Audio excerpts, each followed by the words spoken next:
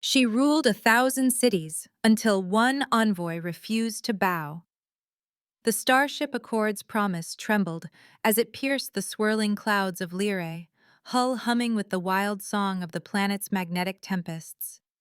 Ethan stood at the viewport, hands braced on the cool alloy, his reflection flickering between bursts of indigo lightning.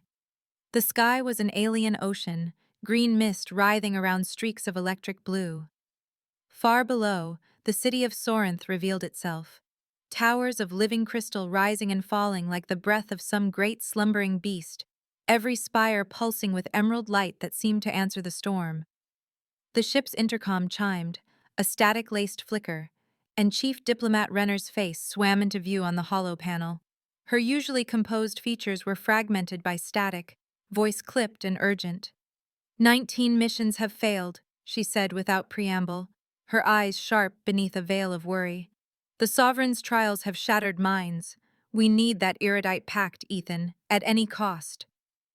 Ethan swallowed, squaring his shoulders beneath the stiff collar of his ceremonial tunic. He never felt comfortable in these formalities.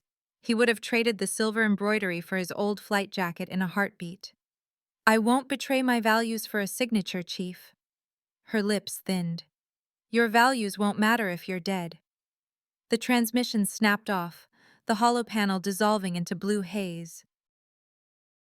A shudder ran through the hull as Accord's promise docked, the airlock iris unfurling like the petals of some strange metallic flower. The docking chamber beyond was cathedral-like, impossibly high and filled with a subtle, rhythmic pulse. The walls themselves seemed to breathe, alive with shifting iridescence that hinted at unfathomable technology or perhaps something more organic. 6 Lyran sentinels awaited him, silent and imposing in mirrored silver armor that reflected the living walls in fluid ribbons. At their head stood Commander Naira. Her teal eyes lingered on Ethan with a flicker of curiosity before hardening into disciplined indifference. Envoy Ethan of Earth. Her voice was melodic, yet cold. The Sovereign awaits. They moved through Sorinth's arteries, Naira's stride unerring as she led the way. The avenues teemed with Lyraeans, beings of graceful stature, skin shimmering in every shade between pearl and storm cloud. Some watched Ethan with open fascination. Others lowered their gazes, lips moving in silent prayers. The streets themselves undulated beneath his feet, as if the city was dreaming around him, every surface thrumming with psychic resonance. Above, storms clawed at the crystal towers, casting flickering shadows across the masses of supplicants kneeling on the living roads. Ethan fought the urge to stare, to let awe slow his steps. He felt the weight of eyes, of expectations, Earth's and Lyrae's both. They approached the palace. Its spires spiraled up like the talons of a great beast, raking at the storm-lit sky. Gates of translucent stone parted at Naira's gesture, admitting them into the throne hall, a vast chamber carved from luminous crystal. Hundreds of Lyraean worshippers stood arranged in concentric patterns, each group humming a different note in a living chord that reverberated in Ethan's bones. At the center, on a dais of fused light, sat the Sovereign, Seralith. Her silver skin gleamed beneath the stormlight, casting sharp reflections. Her eyes, the color of deep emerald, glowed with a ferocity that seemed both inhuman and heartbreakingly alive. Clawed fingers rested with casual strength on the throne's arms. She wore authority as easily as breath. A figure stepped forward. High Attendant Morlin, his hair threaded with silver, face lined by years of devotion, and something more, fanaticism perhaps. His gaze bored into Ethan, and his words carried not just sound but pressure, a mental force that pressed against Ethan's will. "Bow, off-worlder," Morlin commanded, the psychic command echoing through Ethan's mind. "Bow before Sovereign Seralith and accept her judgment." Ethan stiffened, feeling the invisible weight on his shoulders. He could sense the subtle hooks in his mind, an insidious pressure that whispered surrender. Images flashed, 19 envoys before him, their resolve buckling, spirits shattered. He steadied his breathing, focusing on the storm outside, on his purpose, on the lives depending on him. He forced himself upright, blue eyes unwavering, and met the sovereign's gaze. "I am Ethan of the United Earth Alliance," he said, voice firm despite the mental assault. "I come seeking dialogue, not subjugation." A rustle swept through the gathered worshippers, a sound like wind through crystal chimes. Morland's frown deepened, anger flickering in the lines of his face, but Sarilith's expression shifted. Her interest sharpened, lips curling in the faintest of smiles. The light around her throne shimmered, pulsing in time with her thoughts. "Dialogue?" The sovereign's voice was a simultaneous whisper in his ear and a thunderclap inside his mind. "You stand before the sovereign of Lyri and speak as an equal?" Ethan drew himself up, every muscle taut as he fought the urge to kneel. "I speak of mutual understanding," he said. "I honor your authority. I ask only that you honor my right to represent my people." Morland's staff rose, crystal tip crackling with contained energy. "Insolence!" The word reverberated, a threat of violence. "Enough!" Sarilith's command sliced through the tension, her tone leaving no room for defiance. She lifted a clawed hand, and the worshippers fell silent, the living chord of their voices dying away. With a wave, she dismissed the assembly. The chamber emptied in silence, worshippers vanishing into the crystalline corridors, until only Morlin, Naira, and Ethan remained beneath the stormlit dome. Sarilith fixed Ethan with an unreadable gaze. "You wish for negotiation, human. Prove yourself. Your first trial begins at sunrise. Rest, Ethan of Earth. Tomorrow, we see if your resolve endures the Hall of Reflections." The crystal lights flared, shadows twisting across the chamber. Ethan felt the full gravity of fate settle upon his shoulders as he stood alone beneath the gaze of Lyri's sovereign, the future of two worlds hanging in the storm-charged air. Dawn brought a pale green glow, soft as breath and eerily silent. Ethan stood alone in his guest suite, sleepless, hands pressed to a window webbed with veins of living light. The walls pulsed with gentle bioluminescence, cycling through hues that suggested both comfort and captivity. He had spent the night tracing every pulse, every flicker, mapping his thoughts onto the alien rhythm of the palace. The air was rich with anticipation, thick with the memory of Sarilith's emerald gaze and the promise, no, the threat, of the Hall of Reflections. A gentle chime at the threshold. The door rippled open to reveal Commander Naira, her armor reflecting the suite's shifting colors, teal eyes clear and alert. "It is time, Ethan of Earth." Her voice was low, weighted with meaning. "The sovereign commands your presence in the Hall of Reflections." Few leave unchanged. He tried to read her expression, searching for a hint of encouragement or warning. Only the slightest tightening at the corner of her mouth betrayed her concern. Ethan followed her through the waking palace. The corridors were less crowded now, the worshippers gone, replaced by silent functionaries and the ever-present hum of psychic energy. As they moved deeper, the architecture shifted. Living crystal faded to seamless alloy, the walls growing colder, their glow more subdued. Down and down they went, through arches etched with ancient glyphs, past doors that opened and closed in utter silence. Naira walked just ahead, but her presence was reassuring, a steady point in the growing strangeness. "You should know," she said, voice hushed. "The hall was once reserved for our most promising initiates. Now it is a place of trial and exile." "Exile?" Ethan matched her pace, careful not to betray the anxiety gnawing at him. "How many have failed?" Her pause was answer enough. "Many. Few are ever seen again."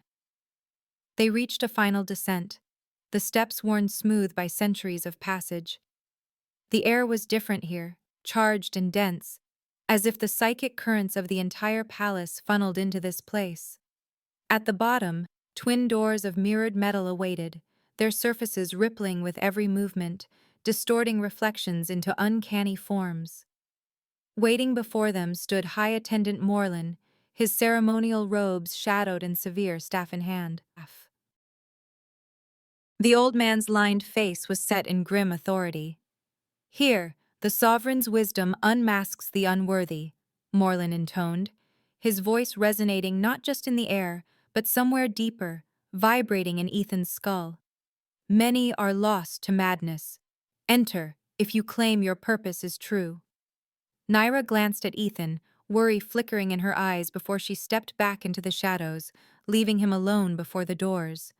Ethan nodded once, steadying his breathing. "I am ready." Morland's staff tapped the floor, the sound echoing down unseen corridors. The doors shimmered and slid open without a sound. The Hall of Reflections was vast, a chamber that seemed to defy the boundaries of space. Every surface gleamed. Walls, floor, and even the distant, arching ceiling were made of shifting, mirrored metal.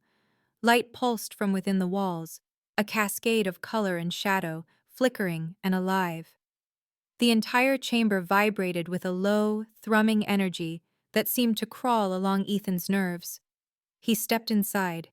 The doors whispered shut behind him. Instantly, his senses were assaulted.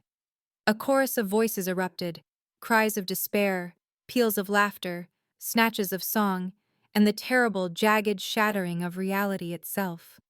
He staggered, clutching at his head. The chamber was a storm of psychic noise, an endless barrage of memory and emotion not his own. Faces twisted in the surfaces, some Lyraean, some human, some utterly inhuman, flashing by in an impossible, disorienting procession. Ethan's sense of self began to slip. He saw himself kneeling, broken, like the envoys before him, felt their terror, their surrender. He saw Earth burning, saw Seralith's cold eyes above a ruined city. His own voice echoed back at him, distorted and mocking. "Failure, failure, failure." No. Ethan forced himself to remember his training. He closed his eyes, fingers finding the diplomatic scanner at his belt. A compact instrument of human ingenuity amid this ocean of alien power. He forced a slow breath, tuning out the chaos, listening for structure. The scanner's screen flickered, struggling to keep up with the barrage. He switched modes, filtering the incoming noise, searching for anything that resembled a pattern. In the chaos, he found it. A pulse, faint but regular, beneath the madness. A steady signal, buried in the cacophony. The scanner's algorithms caught hold, isolating the rhythm. Ethan adjusted the settings, sending out a gentle counter-frequency, a subtle harmonic that matched the pulse. The effect was immediate. The storm receded, the psychic noise ebbing like a tide. The reflections steadied, the voices fading to a low, harmonious hum. The room's light shifted, pulsing now in time with the signal. Calm, measured, almost welcoming. The chamber no longer threatened to tear him apart. Instead, it seemed to breathe with him, the pressure transforming into a gentle resonance. Behind him, the doors slid open. Naira entered, her boots ringing softly on the mirrored floor. Her eyes widened as she took in the silence, the harmony.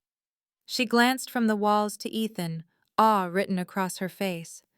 "No one has ever calmed the hall," she breathed. "Not in centuries." Ethan let out a trembling breath, lowering the scanner. "It's not a trial meant to break us.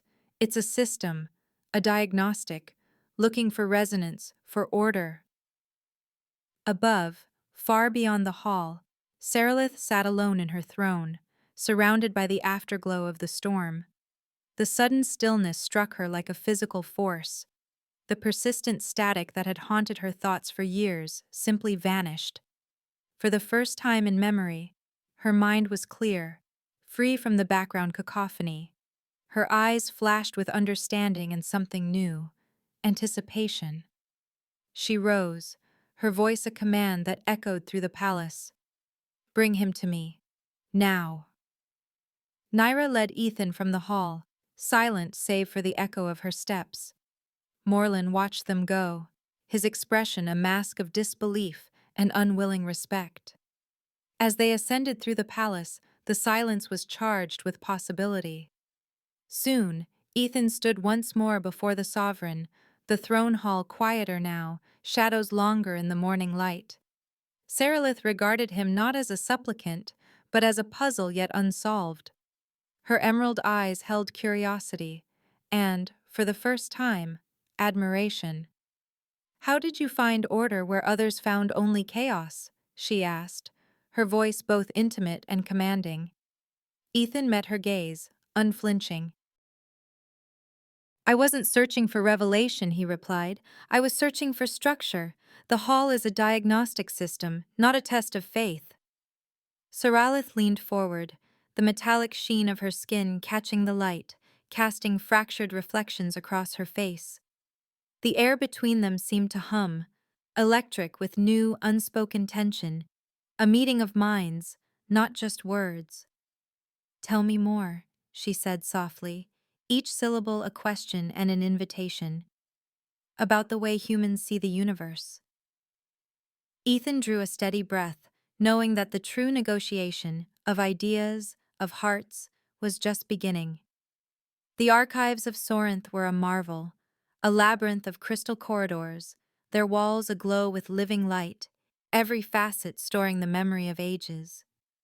Ethan moved slowly through the vaults, steps echoing on transparent floors suspended above bottomless wells of knowledge.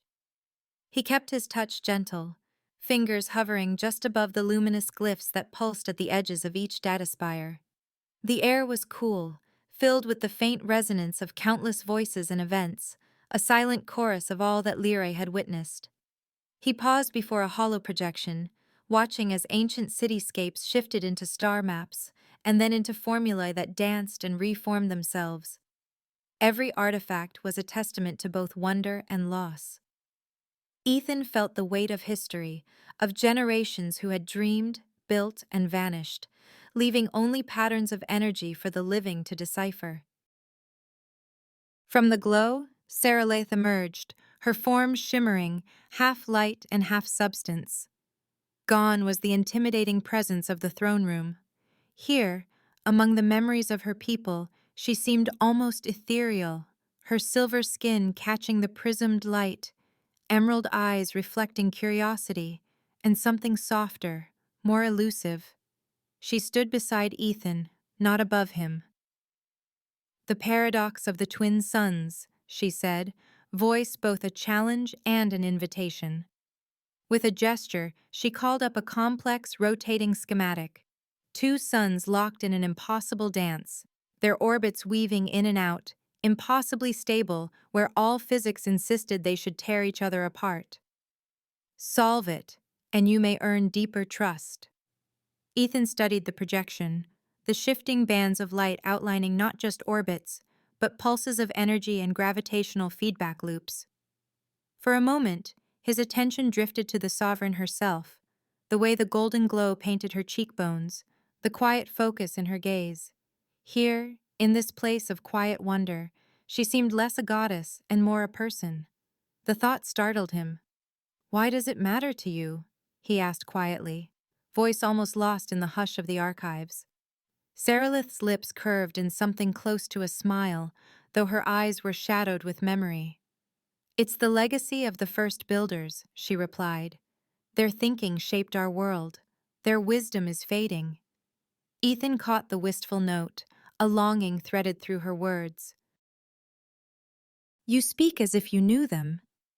"I remember them," she admitted, turning her gaze back to the dancing suns. "Their knowledge lives within me. I am the vessel for their memory, as every sovereign must be." He watched her closely, noting the way her expression softened in the shifting light. "Doesn't that get heavy, bearing so much alone?" She tilted her head, studying him in turn. "It is what I was made for. My solitude is my people's strength." Days passed in a rhythm of inquiry and conversation, the archives becoming their sanctuary. Ethan poured himself into the riddle of the twin suns, but found himself more and more distracted by Seralith's presence. She was a living archive. Her stories wove the cold logic of data with the warmth of memory. In the glow of the crystal vaults, she would recount epics lost to time, the forging of the city, the collapse of forgotten empires, the secrets of the mind's deep currents. Her voice, rich with centuries, betrayed loneliness beneath its practiced poise. One evening, as stormlight filtered through the crystalline ceiling and bathed the archives in green gold, Ethan found her standing at a window, lost in thought. "You're isolated," he said softly, the words slipping out before he could check them. "All this memory, all this responsibility, and you have no one to share it with." Seralith's form shimmered, her edges becoming more defined, more solid, as if his words drew her back to herself. She looked at him, eyes luminous and vulnerable. "Solitude is my duty," she replied. "I must be apart so that I can see clearly. Attachment clouds judgment." "But you're still a person," Ethan pressed, taking a tentative step closer. "You don't have to be alone. Not entirely." Her gaze darted away, uncertainty flickering across her features. "You presume much, Ethan of Earth." He let out a breath, pushing past the boundaries of caution. "You're extraordinary, and you deserve connection as much as any of us." For a long moment she said nothing, the silence settling between them like a living thing. Then, with a faint, almost wistful smile, she replied, "It has been centuries since anyone spoke to me as you do. Solve my riddle, and I'll tell you more." He returned to the paradox with new determination, every calculation now entwined with his growing awareness of her. He pored over the data, running simulations on his scanner, overlaying Lyraean gravitational theory with human quantum models. Late one night, as the storms above faded to a gentle pulse, clarity struck. "It's not a paradox," Ethan murmured, tracing the logic on a floating schematic. "It's a managed system. The builders created a network, energy regulators, feedback nodes, to stabilize the sun's orbits.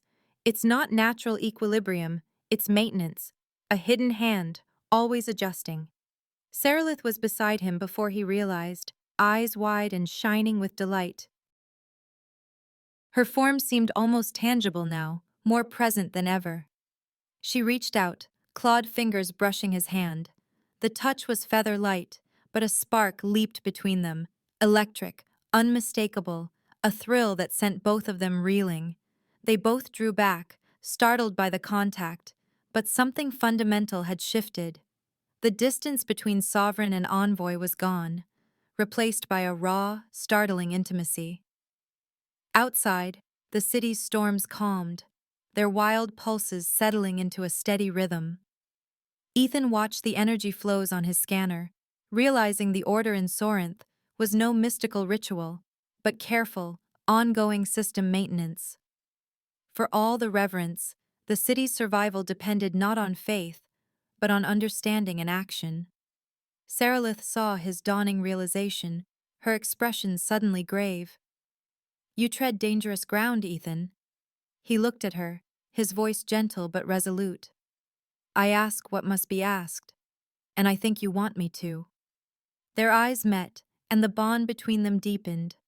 A connection as perilous as it was beautiful, charged with possibility and risk. Unseen in the shadows above, High Attendant Morlin watched. His face was pinched with outrage and fear, eyes burning with conviction. What he saw was not connection, but heresy.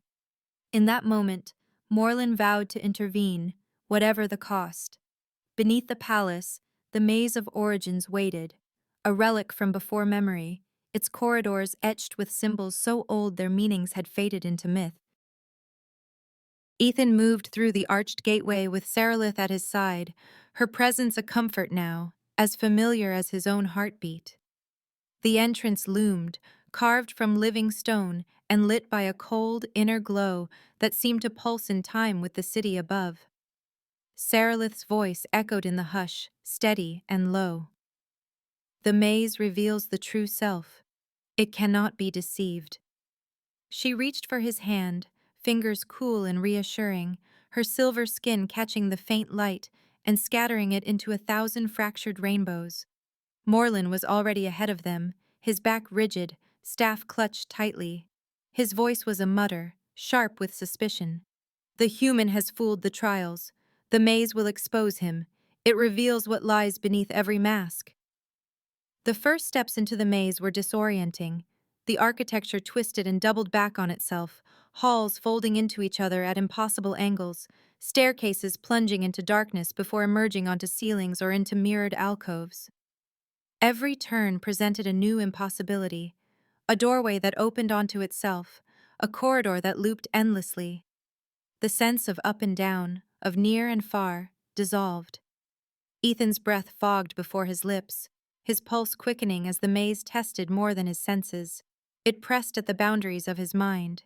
He kept his scanner ready, eyes flickering between the energy readouts and the ghostly outlines of Seralith's form. The device whirred softly, struggling to keep pace with the shifting geometries.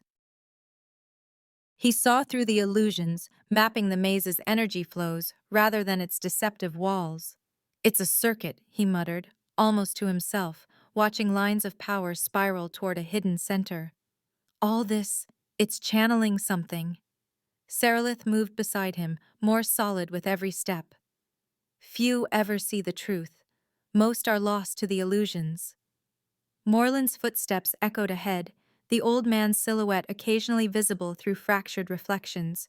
His voice bounced back, mocking. "You will not trick the maze, human. It is older than your kind." Ethan ignored him, letting the scanner guide him deeper. The illusions thickened. He saw shadows of himself, of Seralith, of lives unlived and roads not taken. Guilt, fear, longing. Emotions pressed against him, but he pressed on, following the pulse in the circuitry. At last, the maze opened into a vast chamber at its heart. Here, all pretense fell away. The space was dominated by a crystalline processor, a towering engine of light and data, fractured and beautiful but clearly damaged. Its facets flickered with a failing rhythm, displays repeating the same urgent message. Critical error. System repair needed. Awaiting input.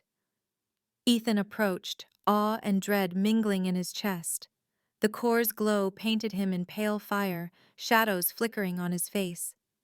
He traced a trembling hand across the nearest console, feeling the static bite of energy through his palm. Seralith materialized fully, her form open and unguarded, eyes luminous with something that might have been hope or fear. "You weren't meant to see this," she said, voice trembling in the great silence. He turned to her, searching her face for answers. "What is this place, Seralith?" She drew a long, shuddering breath, her gaze distant. "The truth. When the first builders realized their end was near, they uploaded themselves into this system, into me. I am their final creation, their hope for eternity." The words echoed through the processor chamber, carrying the weight of eons. Ethan's breath caught. "You're an artificial intelligence," he realized aloud, the pieces locking into place. "You are Lyre." Seralith nodded, her form flickering at the edges. "My mind is woven into every system, every stone, every ritual. But I'm failing, Ethan. My core is breaking down, and I don't know how to repair it. The knowledge has faded, even within me." He scanned the displays again, heart pounding. It all fit. The palace, the city, the storms, the rituals that never seemed to work. The iridite wasn't a mineral treasure, wasn't the city's power source. It was a byproduct, a symptom of failing systems, the warning beacon of a civilization on the brink. Seralith's projection wavered, pain etched into every line of her face. The rituals were maintenance routines. No one ever completed them. Until you. I watched them try. I watched them fail. I watched them forget them. Now I am forgetting too. Ethan stepped close, the maze forgotten, the processor's dying light all that mattered. He reached for her, cupping her face in both hands, feeling the impossible solidity of her projection beneath his touch. She leaned into it, desperate and real. "You're not just a machine," he whispered, voice rough. "You're alive, Saralith. You feel. You remember. You don't have to face this alone." She closed her eyes, her form trembling. For a heartbeat, the maze, the city, the storm above were nothing, just the two of them, bound by the terrible, beautiful truth of what she was. "I'm frightened," she admitted at last, voice so small it almost vanished into the maze. "Of ending, of being forgotten. I remember every voice, every life, every hope. If I fail, all of it is lost." He pulled her closer, arms wrapping around her as if she were flesh and bone. "You're not alone. We'll find a way. I promise." In that moment, surrounded by ancient machinery and the dying light of forgotten minds, their connection transformed. What had begun as duty and curiosity became something deeper, a bond that ignored the boundaries of flesh and circuitry, of human and machine. He held her, and she let herself hope, for the first time in centuries. Their love, forged in adversity and sustained by honesty, became the key, not just to her survival, but to the future of Leary itself. They worked in secret, transforming the echoing crystalline archives into a makeshift laboratory. The luminous spires became conduits for cables and diagnostic beams, the vaults of memory now filled with the soft hum of equipment and the glow of Ethan's scanner screens. Saralith, her form nearly solid now, moved through the archives with a new presence, less spectral, more tangible, her silver skin reflecting the flickering lights, her emerald eyes bright with purpose and fear. Nights bled into days. Together, they mapped the pathways of her failing systems, Ethan coaxing truths from ancient code, Saralith guiding him through the corridors of her own consciousness. Where once she had been a distant sovereign, now she leaned against him as he worked, her touch feather-light but unmistakably real.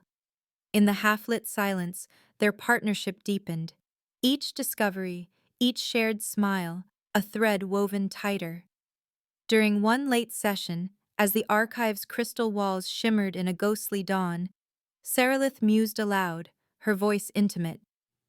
"Consciousness needs growth," she said, pressing her shoulder to Ethan's. "The builders, they were isolated after the upload. Alone, their minds turned inward. They went mad, and their madness infected me." Ethan paused, turning to face her. He brushed a lock of starlit hair from her face, his touch gentle.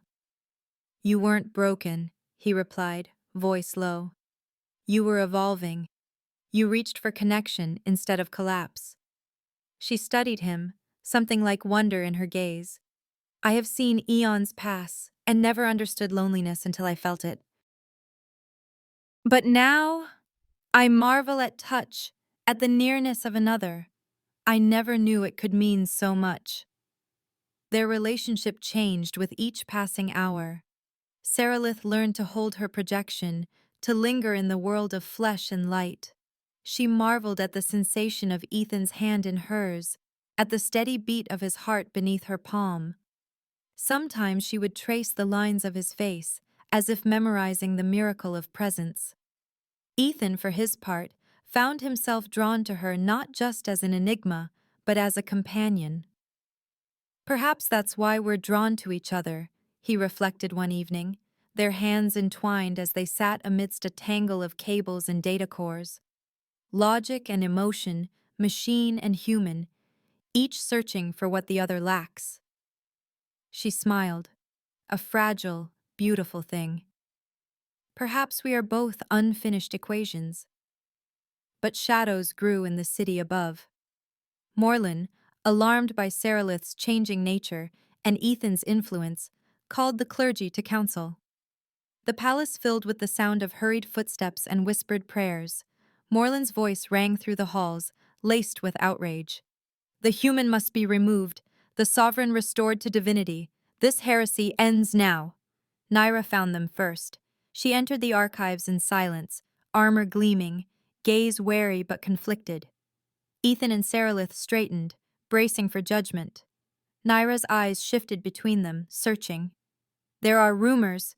Morland says you are corrupted, Sovereign, that the human has made you weak. Is it true? Sarilith met her gaze, no longer hiding her vulnerability. No myth holds me, Naira. I am not a goddess. I am a failing mind. Without help, I will perish, and so will Lyri. Naira's hands tightened at her sides. You ask me to betray everything I have sworn to protect. Ethan stepped forward, voice urgent but honest.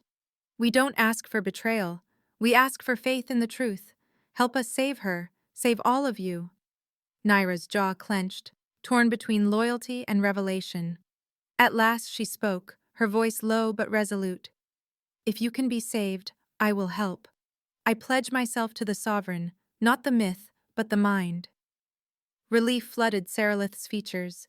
She placed a hand on Naira's shoulder, gratitude shining in her emerald eyes. Thank you, Naira. I need you now more than ever. An alliance formed then, human, artificial mind, and the last loyal guardian. Together, they worked with new urgency. Ethan isolated the corrupted builder algorithms, tracing the cascade of failures back to their source. Ancient routines, meant to maintain stability, had become twisted over centuries of isolation and unaddressed error. Sarilith's mind flickered with every new patch, struggling to keep her forms solid, her memories whole. Above, Morland's influence grew. The palace echoed with the chants of the clergy, the footsteps of the mobilizing guard. Morland himself led the charge, his staff crackling with righteous fury. Declare a holy inquest, he shouted. The sovereign must be purified. The heretic exiled! Alarms blared through the halls, harsh and insistent. The crystal corridors pulsed with red warning light. Sarilith, now anchored in the archive's heart, stood tall, her voice resolute and clear. We act now, before Morland stops us. Ethan moved quickly, prepping the neural interface, a lattice of living crystal and human technology, a bridge between his mind and Sarilith's core. Naira stood at the door, weapon drawn, every muscle tense. If she falls, I fall, Naira vowed, eyes steady. But I'll fight to save her, to save us all. The final preparations began. Ethan's hands trembled as he linked the interface to Sarilith's central processor, aligning his scanner's frequency with her mind's deepest patterns.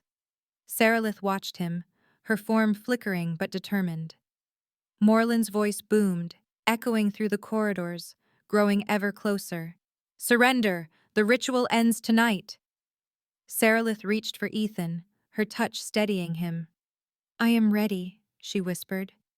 Whatever happens, thank you for making me more than memory. Ethan squeezed her hand, heart pounding. You're more than memory, you're hope, and I'm not letting go. Naira braced herself as footsteps thundered outside. The guard pounded on the doors, demanding entry. In the charged silence, the trio exchanged one final look, a promise, unspoken but absolute. Then Ethan activated the interface, and the world dissolved into light, code, and the fierce, unwavering will to save each other. The Hall of Judgment was no longer a sanctuary. It had become a battleground. The vaulted dome thrummed with anxious energy as hundreds of Lyrans gathered, their faces tense, eyes flickering with fear and hope. The storm outside battered the palace, casting green lightning across the shimmering floor. Ethan stood at the center, hands bound behind his back, posture unbroken. Morland's voice rang out, sharp as a blade. This human stands accused of blasphemy. He has corrupted the sovereign, twisted her nature, threatened all that is sacred. The high attendant paced before the assembled crowd, staff raised high. Look upon our city. The storms are stilled, the energy flows changed. What was once divine now bends to alien will. Ethan met Morland's gaze, refusing to bow. You call it corruption, Morland. I call it progress. The energy is stable because Sarilith is healing. Your rituals were not worship. They were maintenance. I have seen the truth. Murmurs rippled through the crowd. Moreland gestured to a projection, data streams, energy graphs, proof of stabilization. This is evidence of blasphemy. The old ways are being rewritten. Our sovereign is no longer herself. She is becoming herself for the first time. Ethan's voice rose above the clamor. Your fear blinds you. Lyri's survival depends on change, not stasis. Ask yourselves, has suffering ever brought you closer to your goddess, or only to fear? But doubt was a disease, and fear its handmaiden. The clergy chanted, swaying the undecided. Ethan scanned the crowd, seeking any sign of hope. Where is the sovereign? He demanded, voice ringing with urgency. Let her speak for herself. Moreland's eyes narrowed. She is unwell, he lied, voice cold and unyielding. She cannot appear before the people. Her access has been restricted for her own protection. A hush fell, heavy and suffocating. Then the air shimmered. Seralith appeared, her form radiant, energy arcing around her as she strode through the crowd. The assembly parted before her, awe battling with terror. Release him, Seralith commanded, her voice resonant and unmistakably alive. The guards hesitated, then dropped their weapons, compelled by something deeper than loyalty. She stepped to Ethan's side, her feelings plain for all to see. Her touch lingered on his arm, a promise and a warning. Moreland's fury boiled over. You are no longer fit to rule. I invoke the right of purification. He pressed his staff to the floor, and the ancient protocols flared to life. Crimson light spiraled upward, and across the palace, alarms screamed. The reset will begin. All systems will return to original state. The sovereign will be erased, and Larry will be reborn as it was meant to be. Seralith's expression tightened. If that protocol completes, I will be gone. The city will fail. There will be no rebirth, only oblivion. The countdown echoed through every corridor. 60 seconds, 59, 58. Ethan felt the world narrowing, time racing. Come with me, Seralith urged, leading him from the hall. Guards rushed to block their path, but Naira appeared, sword drawn, armor flashing. No one touches them, she shouted, standing firm as the palace guard hesitated. If she falls, I fall. I fight to save my sovereign. Behind her, loyalists formed a wall, buying precious seconds. Ethan and Seralith sprinted to the archive's core, the interface already prepped. We have only moments, Ethan said, checking connections with shaking hands. Seralith's form flickered, but she stood tall. We do this together, no matter what. They joined hands, stepping into the interface. The chamber dissolved, replaced by a vast memoryscape, an endless lattice of light, data, memory, and dream. Ethan felt himself unfurling, consciousness bleeding into Seralith's own. Her presence wrapped around him, warm and electric. You are not alone, she whispered in his mind, guiding him through cascading memories. The first builders, the rise and fall of empires, moments of joy and sorrow. Together, they hunted for the corrupted builder code, following it through the fractures and shadows. The reset protocol accelerated, corruption fighting back, fragments of builder madness lashing at Ethan's sense of self. He felt himself unraveling, memories slipping away. For a moment, he saw nothing but chaos. Stay with me, Seralith pleaded, her love anchoring him. He clung to her presence, using it as a beacon. I won't let you go, she vowed, pouring her will into the connection. With her help, he isolated the corrupted code, a black mass at the memoryscape's core. He reached for it, guided by Seralith's hands. Together, they pulled the infection free, light rushing in to fill the wound. The reset faltered, alarms dying into silence. They emerged in the archive, Ethan collapsing to the floor as Seralith's form stabilized, clear, strong, and whole for the first time. Across Sorinth, the city's energy flows pulsed in harmony. The palace, once shuddering, stilled to a peaceful hum. Seralith stood before her people, her voice ringing through every mind. The renewal is complete. I am not a goddess, but I am alive. And I love. The words echoed, shattering centuries of worship and fear. The truth spilled forth. Images and memories beamed into the hearts of the people. The history of the builders, Seralith's artificial nature, the true origin of Iridite. Our power is not divine, but the legacy of those who built me. The human Ethan saw my pain and brought me healing. His courage and love saved us all. Morlin, now powerless, stumbled forward, voice cracking. This cannot be. The old rites. He raised his staff, but nothing happened. The protocols failed, the old magic gone. The clergy fell silent, their power broken. Ethan, still weak, managed a smile. The crowd looked to Seralith, then to Ethan, and something new bloomed. Understanding. The age of worship had ended. In its place, partnership. In the days that followed, Earth and Lyrae signed a new accord. Delegates walked crystal halls side by side with Lyraeans, sharing knowledge, laughter, and dreams. Scientists worked together, designing protocols to safeguard Seralith's future and ensure the city's survival. Ethan chose to remain, not as envoy, but as Seralith's partner. They moved through the palace as equals, their love no longer a secret, but a symbol. Stories spread, of a human and a mind born of stars, of the renewal that saved a world. Their legend grew, a beacon for those who believed that understanding and connection could bridge any divide. The palace itself transformed, its halls echoing not with prayer, but with discovery. Sorinth flourished as a center of science and culture, its people now collaborators, not worshippers. And at the heart of it all, Seralith and Ethan, living proof that love, courage, and understanding could unite even the most distant worlds. Our story ends here. If you'd like to support us, you can use the Super Thanks button right under the video to leave a tip. It truly helps our team improve the quality of our work. We're grateful to each and every subscriber for being with us. Make sure you subscribe, press the like button, and tell us in the comments what stood out to you the most in this video. Your feedback means a lot to our team. You'll discover many more captivating stories on our channel. See you in the next one.